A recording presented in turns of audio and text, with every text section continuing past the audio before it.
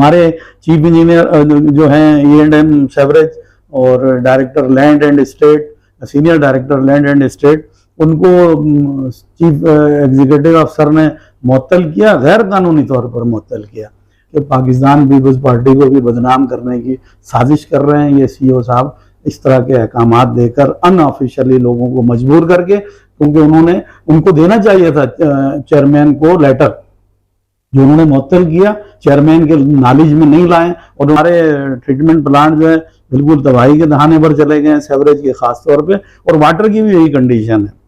गैर कानूनी काम उनके ऊपर दबाव डाल रहे थे कि वो PS2 के जो हमारा एक सेवरेज का पंपिंग स्टेशन है कोरंगी में, उसकी ज़मीन को प्राइवेट जो है वो ऑनर जो है वो क्लेम कर रहे हैं कि उनकी हैंडिंग टेकिंग ओवर करें जाकर।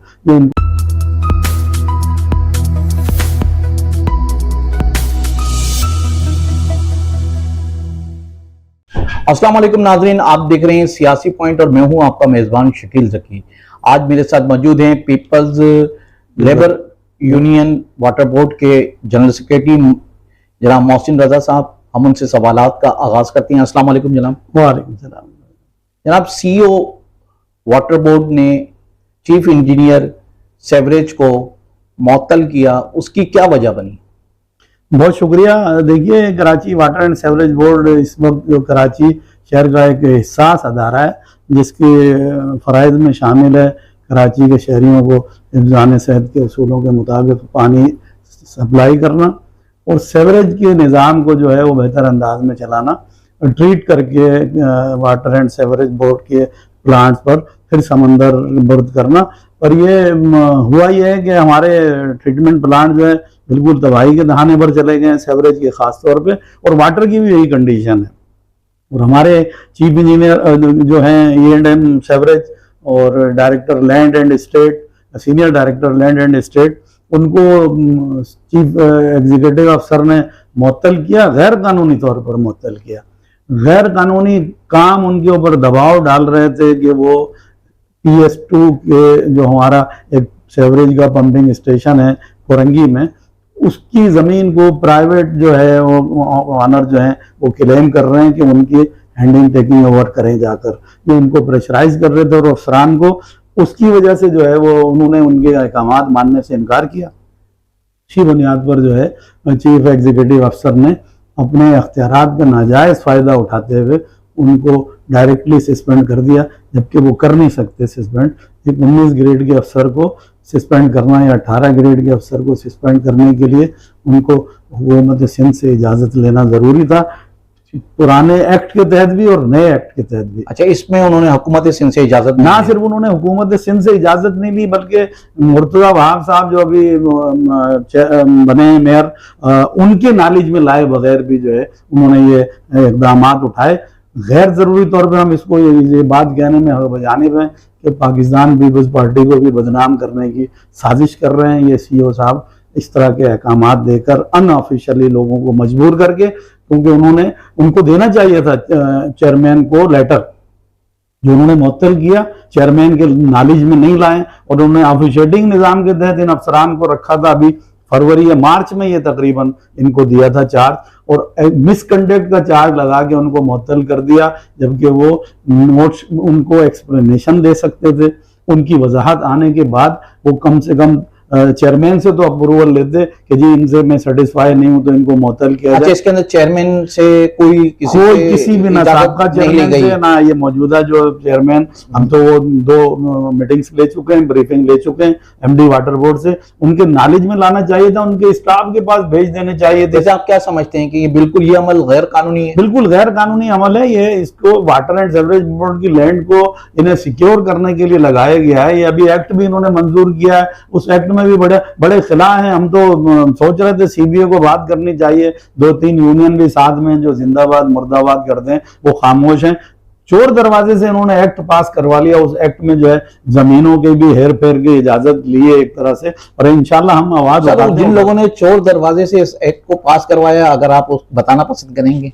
देखिए, जो बनाया है उनको लोगों को कहते रहे, कुछ उन्होंने एनजीओ को एतमाद में लेने की बात की। वाटर बोर्ड में ट्रेड यूनियन जो है, हम भी यहाँ पर जो है अदारे की फलाह व बहबूद के लिए, कराची के शहरियों के लिए और खुसूसन अपने मुलाजमीन के लिए जो है हम उनकी उसमें फलाह व बहबूद के लिए काम करते हैं। हमारे साथ भी डिस्कस उनको करना चाहिए था कानून में अमेंडमेंट करने के लिए। वो उनकी ड्यूटी ये लगाई गई थी कि जितनी भी प्रॉपर्टी है उनको सिक्योर करें, और उन्होंने आते ही जनाब दबाव डालना शुरू किया। अभी एक्ट पास नहीं हुआ था, उससे पहले साहब का चीफ इंजीनियर थे मंजूर खत्री साहब, अभी रिटायर हो गए हैं वो मार्च में, उनके ऊपर दबाव था बहुत। उनके साथ सुपरिटेंडेंट इंजीनियर थे, उनके ऊपर दबाव था। वो तब्दील करके उन्होंने दूसरे लगाए, वो भी प्रेशर में थे, नहीं चल सके। अभी जमील अंसारी साहब को जो है उन्होंने एक चार्ज दिया, ऑफिशिएटिंग चार्ज था, इससे पहले भी ऑफिशिएटिंग सुपरिटेंडेंट चीफ इंजीनियर उन्होंने सेवरेज लगाया, जबकि और जब उनको सस्पेंड किया तो उनको सुपरिटेंडेंट इंजीनियर लिखा गया खाली। खला है, बिल्कुल आर्डर में खला है। ये बिल्कुल ऐसे चला रहे हैं जैसे कि पर्सनल कोई फैक्ट्री ऑनर चलाता है। अगर इस तरह से ये काम करते रहे तो बहुत जल्द वाटर बोर्ड का दिया पहुंचा हो जाएगा। PS2 क्या है और इसकी इदारे में क्या अहमियत है? देखिए, PS2 जो है कि पंपिंग स्टेशन है हमारा कोरंगी में, ये है कोरंगी इंडस्ट्रियल एरिया में, सेक्टर 15A में, अगर मुझे सही याद है तो। इसका प्लाट नंबर 7 और 8 है। ये 2.6 एकड़ पर मुहित है, ये हमारा सेवरेज का स्टेशन। और इसमें कोरंगी लांडी का जो है वो सेवरेज का पानी, जमशेद टाउन का पानी इधर आता था, और उसके बाद PS2 से ये TP2 पर जो हमारा ट्रीटमेंट प्लांट था, जो कि बिल्कुल तबाह हो गया है, खत्म हो गया है वो, तो वहां से ट्रीट होकर फिर ये समंदर में जाता था। पर अभी जो है PS2 कोरंगी इंडस्ट्रियल एरिया और लांडी वगैरह का जो है पानी वो डायरेक्ट मलीर नदी में फेंक रहे हैं, और वहां से पंपिंग होती है। और इसमें कुछ टाइम पहले तक जो है वो PTA था, पाकिस्तान ट्रेनरी एसोसिएशन, उन्होंने अपना एक एफिलेंट प्लांट लगाया था कि जो सनती फजला है उसको वो ट्रीट करते थे। हमारे इधर जो कुएं हैं, जो पानी जो सेवरेज का आता है, वो सेवरेज का पानी लिफ्ट करके वो अपने ट्रीटमेंट प्लांट पर ले जाते थे। आजकल तो वो ट्रीटमेंट प्लांट बंद हो गया है। और मुझे तो जो थोड़ी बहुत मालूमात है उसमें ये भी है कि ये कभी 1960 में ही तामीर हुआ था। इसकी राइजिंग मैन जो है वो एक फ्लड आया था 74 में, तो खत्म हो गई थी। अभी वो राइजिंग मैन डाली है उन्होंने, काटी वालों ने जो है। इन्होंने वाटर बोर्ड ने नहीं डाली, वाटर बोर्ड ने नहीं डाली, पर बड़ा हिसास स्टेशन है वो हमारा। और ये 1960 में बना, जो KDA ने इसको तामीर किया ग्रेटर कराची सेवरेज के, जैसे ग्रेटर कराची वाटर था उसी तौर पे सेवरेज का निज़ाम था। और ये T2 जब हमारे हैंडओवर हुआ तो उसमें ये हैंडओवर हुआ था। अभी ये KDA और उसका डिस्प्यूट है। वाटर बोर्ड में जो है लैंड को जो है उस तरह से तब्दील नहीं किया गया वाटर एंड सेवरेज बोर्ड में, तो वो मुख्तलिफ लोग इसकी ऑनरशिप ले रहे हैं। और ये जो प्लाट है हमारा खास तौर पे 7 और 8 1960 में अलाट हुआ सेवरेज के लिए 2.6 एकड़। और उसके साथ साथ ये जो अभी तकरीबन 55 साल बाद जो है, और जो पार्टी जो क्लेम कर रही है पीछे जो इंडस्ट्री लगाई हुई है जिन साहब ने, प्राइवेट पार्टी है, वो उनको अलाट हुआ 1967 में, 67 में। तो 7 साल बाद उनको अलाट हुआ, और वो 55 साल बाद MD चीफ एग्जीक्यूटिव अफसर सलाउद्दीन साहब के आने के बाद वो जो है क्लेम कर रहे हैं। और ये इनको प्रेशराइज करके, अगर इतने ही उनको देने का शौक है तो फिर अपने सिग्नेचर से एज ए CEO वो हैंडलिंग टेकिंग ओवर कर लें। वाटर बोर्ड के अफसरान को क्यों परेशान करते हैं? वाटर बोर्ड के अफसरान को मिसकंडक्ट का चार्ज लगा के आपने मुअत्तल कर दिया है। आपको इख्तियार नहीं है, गवर्नमेंट ऑफ सिंध के इख्तियार में आता है। और गवर्नमेंट ऑफ सिंध इससे बिल्कुल लाइल में है। बिल्कुल, गवर्नमेंट ऑफ सिंध भी लाइल में। और जो चेयरमैन जो अभी नौ मुंतखब चेयरमैन है, वो भी मेयर कराची जनाब मुर्तजा वहाब साहब, वो भी लाइल में। हम आपके तवज्जुह से ये मुतालबा रखना चाहते हैं चेयरमैन मुर्तजा वहाब साहब से कि उसकी हाई पावर जो है वो एक कमेटी बनाई जाए सिंध गवर्नमेंट के नुमाइंदों पर। अभी भी MD साहब ने बड़ा कारनामा अंजाम दिया, खुद भी वो 19 ग्रेड के सरकारी अफसर थे। अभी जिनको सस्पेंड किया वो भी 19 ग्रेड के सरकारी अफसर हैं।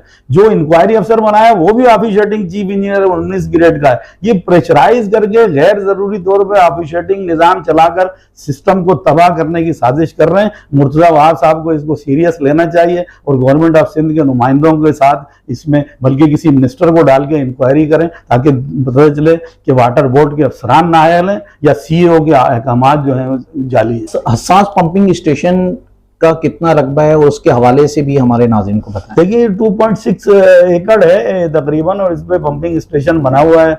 इससे पहले जो है यहाँ पे जब ट्रेनरी एसोसिएशन ने एफिलेंट प्लांट लगाया था तो उन्होंने अपनी यहाँ पर मोटरें भी लगाई थी, वो 3 या 4 मोटर्स थी, और वो Karachi water and sewerage board उसमें बिजली की सप्लाई अदारे की तरफ से थी। और वो क्योंकि बड़ा उसमें फुजला जो है बड़ा सख्त किस्म का होता है, तो उसमें सीवरेज के पानी की बड़ी ज़रूरत थी कि ट्रीटमेंट प्लांट पे जो उनके चलते थे प्लांट, उसमें सीवरेज का पानी मिक्स करके फिर ट्रेनरी के पानी को ड्रेंच करें।